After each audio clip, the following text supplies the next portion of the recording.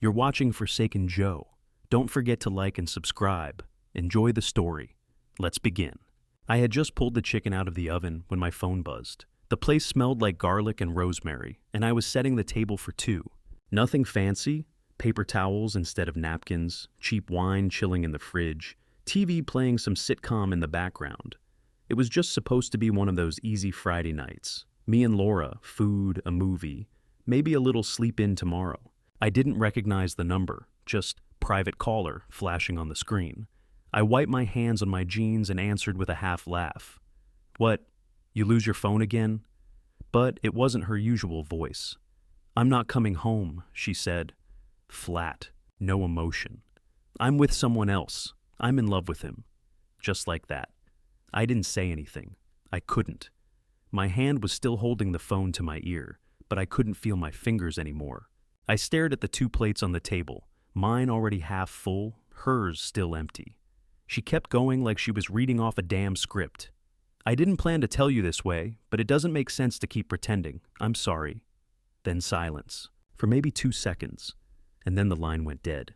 Quick note, before listening, share which city or country you're watching from. I didn't even pull the phone away.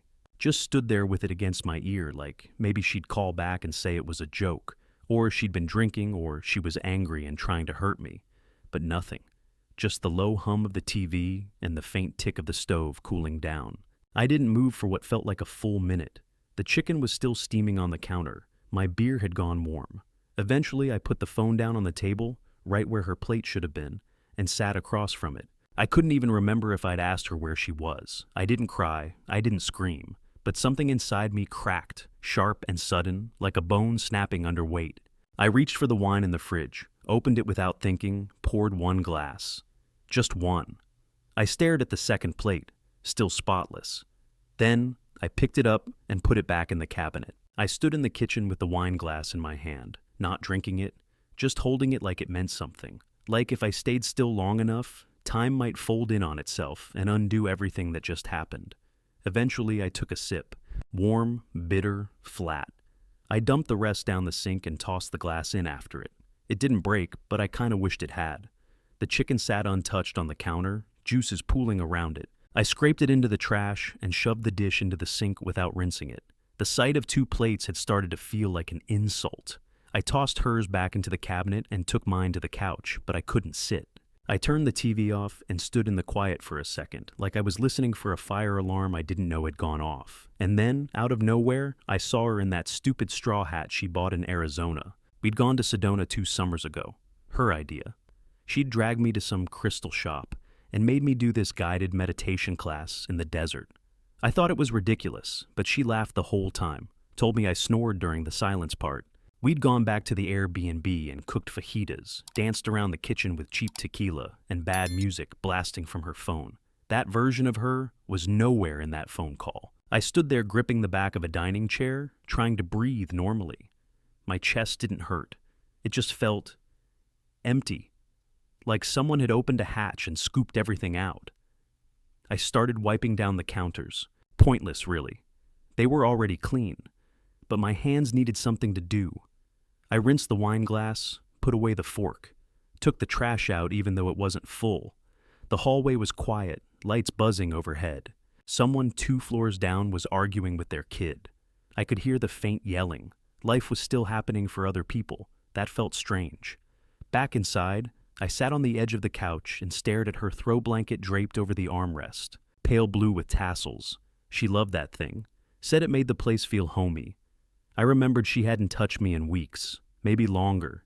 She'd brush past me in the hallway, always with some excuse. Long day, tired, not feeling it. I didn't push.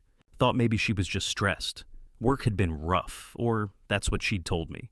She stopped laughing at my jokes too. Used to crack up at dumb stuff. Me dancing like an idiot, or bad impressions of her mom. Lately, she'd just stare or smile politely, like I was a stranger in her house. I thought we were just going through a patch. Everybody goes through patches, but looking back, it wasn't a patch. It was her pulling away, inch by inch, while I stood there pretending everything was fine. I pulled the blanket off the couch and tossed it into the hall closet, shut the door like I was locking something in. My phone was still sitting on the kitchen table, screen dark. I tapped it just to see. No new messages, no missed calls. She didn't call back. I grabbed her favorite mug, the white one with the chipped handle, and put it in the bottom cabinet where I wouldn't have to see it. Same with her herbal tea boxes lined up like soldiers on the shelf. Threw them in a paper bag. Tucked it all away under the sink. I wasn't mad, not yet. Just numb. I looked around the apartment, and for the first time, it didn't feel like ours. It felt like a stage set that someone forgot to strike after the play was over. I turned off the kitchen light and sat in the dark. Not to cry, just to stop moving. The dark didn't help. It just made the silence louder. So I got up. Walked straight into the bedroom. Her robe was still hanging on the back of the door, the soft gray one she used to wrap herself in after showers. I pulled it off the hook and dropped it in the laundry basket without thinking. Then I paused. What was I going to do? Wash it? I picked it back up and tossed it in a garbage bag instead. That's how it started. One bag. Her side of the closet still looked full. Dresses she hadn't worn in months. Blouses she never folded right. That one denim jacket she always left on the chair. I pulled everything off the hangers, one item at a time, folding nothing, making no effort to be gentle. Not out of spite, just out of necessity, like finally taking out trash after it sat too long. The bedroom had always been hers more than mine. Throw pillows, candles, little trays of jewelry. I cleared the nightstand first. One candle still smelled like vanilla and burnt matches. Straight into the bag. I didn't stop to decide if anything had value. If it had her on it, it was gone. The photos were the worst.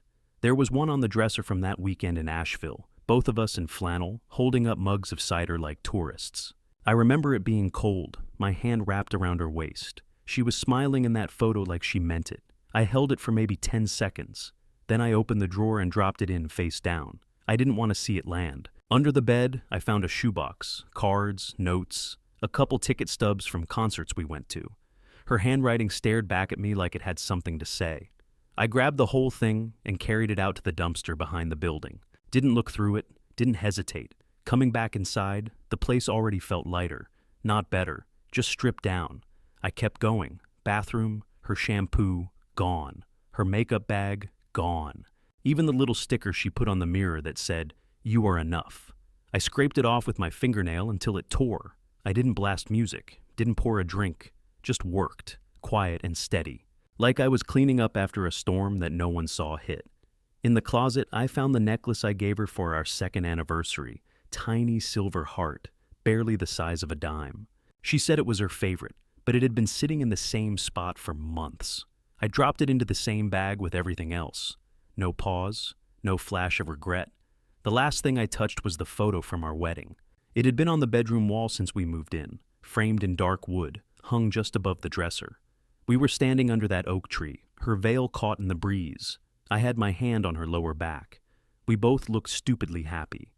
I took it off the hook and stared at it. We hadn't looked like that in a long time. I slid the photo out of the frame and tore it clean down the middle. Not dramatically, just one smooth rip, then another. I stuffed the pieces into the trash bag with the rest. I carried it all outside before I could think twice.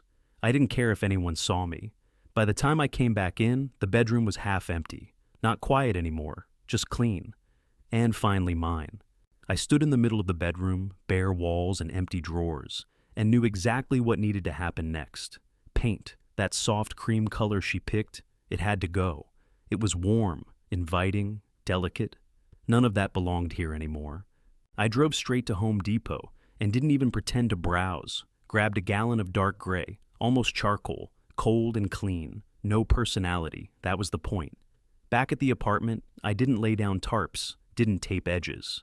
I just started rolling it on, thick and fast. The walls drank it in like they were desperate to forget her too. By the time I finished, the room looked sharper, heavier maybe, but honest. It didn't pretend to be soft anymore. The furniture didn't match. The headboard was hers, some tufted fabric thing she'd ordered online. I unscrewed the frame, dragged the whole damn bed into the living room, and listed it on Facebook Marketplace for $40. Some college kid picked it up an hour later. I slept on the floor that night. No pillow, no blanket. Just me and the new walls. It felt right. Next day, I drove out to a warehouse store and bought a cheap platform bed with a plain wood frame. No frills. Mattress in a box. Built it in 30 minutes and left the instructions in the trash. I tossed out the bedside lamps she picked, the fake eucalyptus stems in the corner, even the jewelry dish shaped like a cat. I didn't hesitate. If she touched it, it left with her. By the third day, I was moving room to room. In the hall closet, I found one of her scarves. I almost missed it. Bunched behind a winter coat. Must have slipped off a hanger. I held it for a second, soft fabric between my fingers, and then shoved it straight into the trash. Her shoes were still near the front door. Sandals, flats, a pair of boots she wore with those ripped jeans she loved. I lined them up, snapped a photo, and listed them as a free curbside pickup. Gone in under an hour. Nothing she left behind felt like it belonged to anyone I knew anymore. Even the stuff I used to like, that record player, those Polaroids on the fridge, they felt fake now, like props from a stage life. I pulled everything off the walls, cleared the shelves, rearranged the furniture. The couch faced the opposite direction now. The kitchen counter was bare, except for a black coffee maker and my keys. No candles, no flowers, no pastel dish towels. I bought a new shower curtain, solid navy. Picked up a set of cheap black plates. Replaced the silverware with mismatched forks and knives from a thrift store. It wasn't about taste. It was about taking the space back. I didn't care how it looked. I cared that it felt like mine. For the first time in weeks, I stopped checking the door expecting her to walk through it. I stopped listening for footsteps in the hallway or waiting for her keys to jingle in the lock. She wasn't coming back. And if she did, she wouldn't recognize the place. That thought didn't hurt. It felt good. It meant I was doing it right. I lit no candles, played no music, just sat on the edge of the new bed and stared at the gray walls, the clean floor, the empty corners. This was never her space again. It was mine now. I was sitting on the edge of the bed, lacing up my boots when my phone buzzed on the nightstand. Unknown number, but I knew it wasn't unknown. Can we talk? No punctuation, no explanation. Just that. I stared at it for a full minute. Thought about deleting it. Thought about blocking the number. Instead, I put the phone down and went out for a walk. Didn't bring it with me. I let the sun hit my face, breathed the dry summer air, and kept my head down. By the time I got back, the message was still sitting there. I typed, deleted, retyped. Then I finally sent, "You can come by tomorrow. 20 minutes, that's all." She showed up the next evening at 5:30 sharp. Same knock I'd heard 100 times before. Too quick, one pause, then one more. I opened the door and stepped back without saying anything. She stepped in, took one look around, and stopped cold.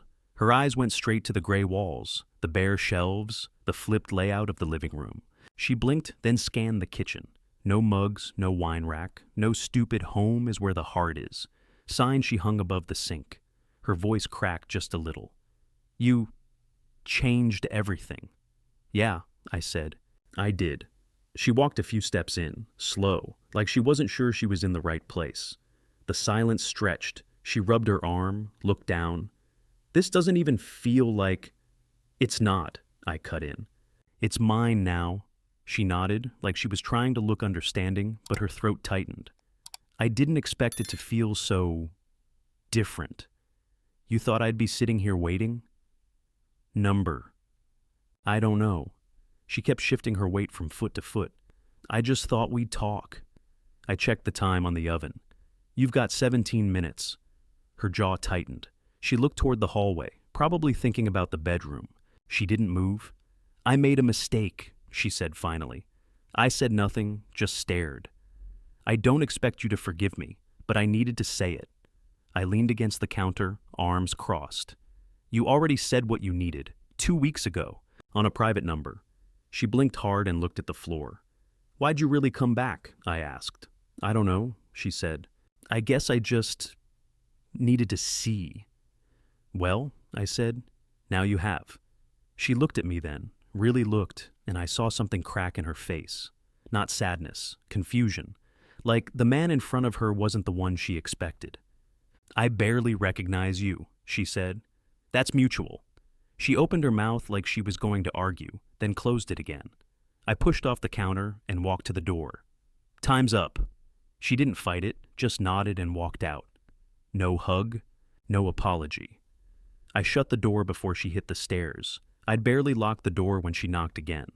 Soft at first, then a little louder. I let it sit. 10 seconds, 15. Then I opened it. She was still there, arms folded, breathing uneven. "Please," she said. "I'm not finished."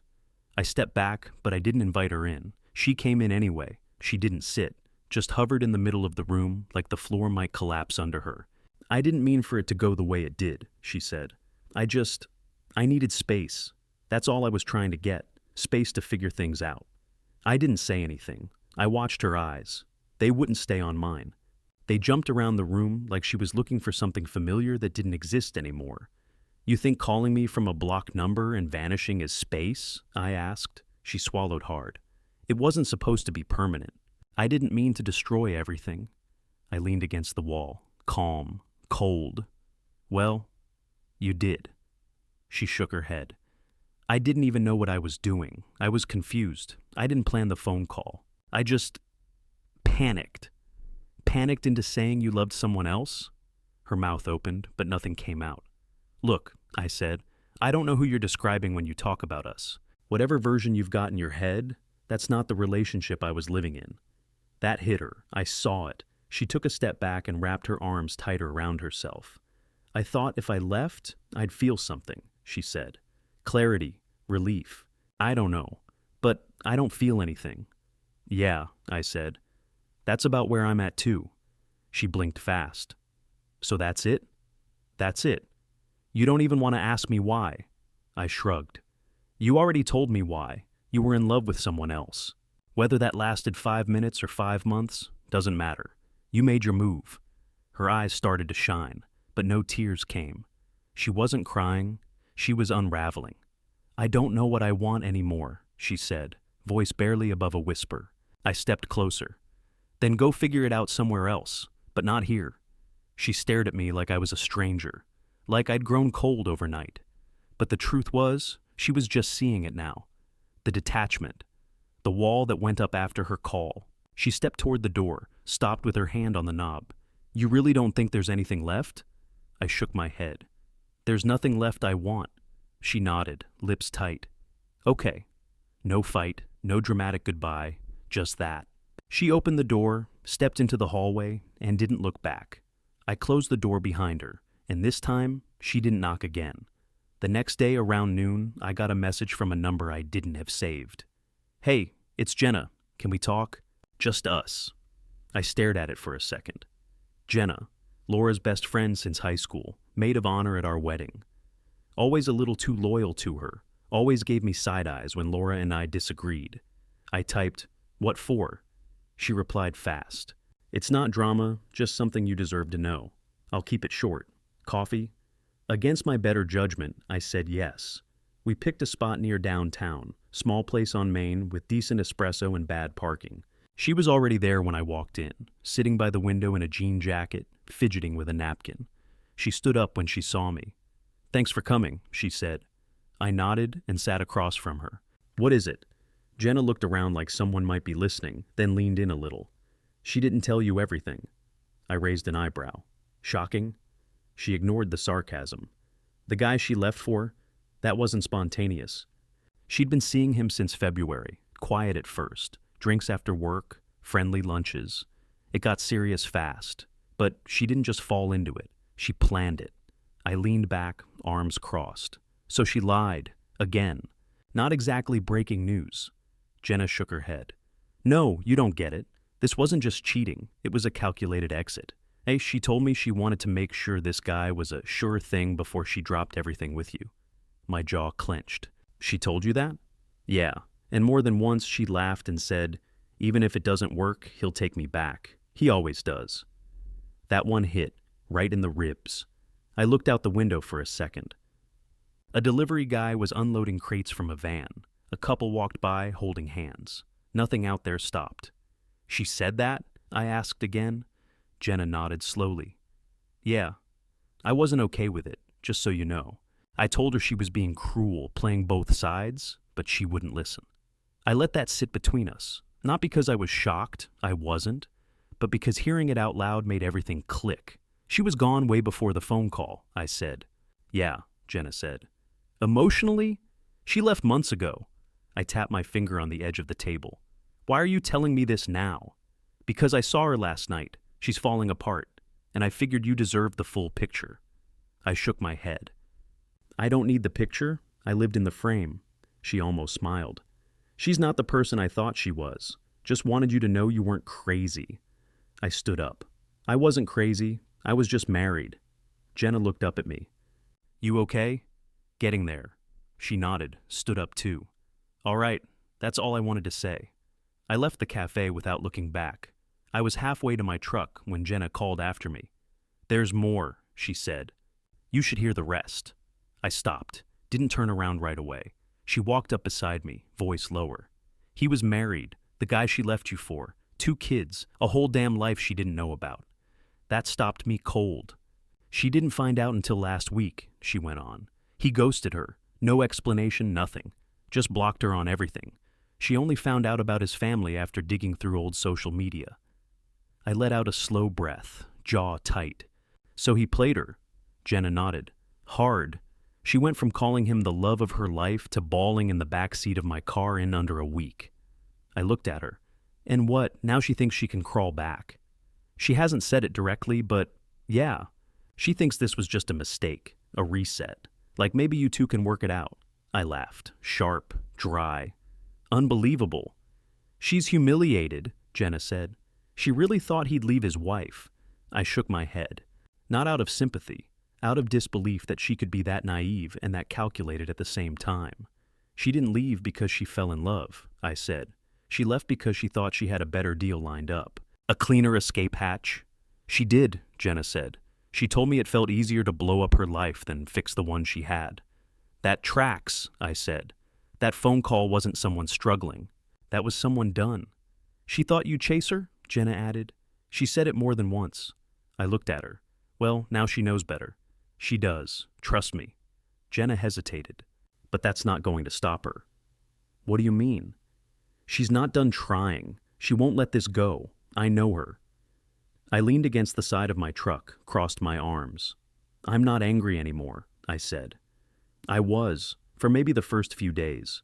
But now, I'm just done. She could write me a novel, cry on the sidewalk, send flowers every damn day. Wouldn't change a thing. Jenna nodded. I believe you, but she won't. That's her problem. There was a beat of silence. Then I added, I didn't deserve what she did, but I also don't want to waste one more ounce of energy carrying it around. You won't, Jenna said. Not if you stay like this. I will. She gave me a look, a little bit impressed, a little bit sad. For what it's worth, I think you handled this better than I would've. I shrugged. You only get burned like that once. Next time, I see the match before the flame. Jenna put a hand on my shoulder, then stepped back. If she reaches out again, just know. It's not about love. It's about her not knowing how to sit in the mess she made. Good, I said. Then let her sit in it. I opened my truck door and got in without another word. Jenna stood there as I pulled away. Didn't wave, didn't look back. I parked the truck, walked upstairs, and the second I stepped through the door, my phone buzzed again. Is this really it? That's all she wrote. No name, no apology, no, I miss you. Just a test. I locked the screen without answering. She wanted a crack in the door, any sign I might hesitate. I gave her nothing. The next morning, I filed the divorce papers. No drama, no announcement, just a quiet trip downtown, 1 form, 2 signatures, 1 final signature from me. I handed it over to the clerk, paid the fee, and walked out. It felt like paying a utility bill. Cold, routine. Back home, I pulled out the last box, the one I hadn't touched yet. It was buried in the coat closet under an old blanket and a stack of unused picture frames. Inside were the records. Marriage license, joint bank statements, travel documents, insurance paperwork. At the very bottom, wrapped in tissue, was one of our wedding invitations. It was ivory cardstock, navy script, a pressed eucalyptus leaf tucked inside. She spent weeks picking that design. I held it for a second. Then I walked it all out to the fire pit behind the building. One by one, I dropped everything in. The invitation burned fast, the leaf curling first, the script disappearing in seconds. I stood there until the last bit turned to ash. Not to grieve, just to finish it. No music, no speech, no audience. It wasn't a ceremony, it was cleanup. I walked back upstairs, shut the door, and for the first time in months, the place didn't echo her name. There was no more waiting, no more wondering what she'd say next. I didn't need closure. I was already free.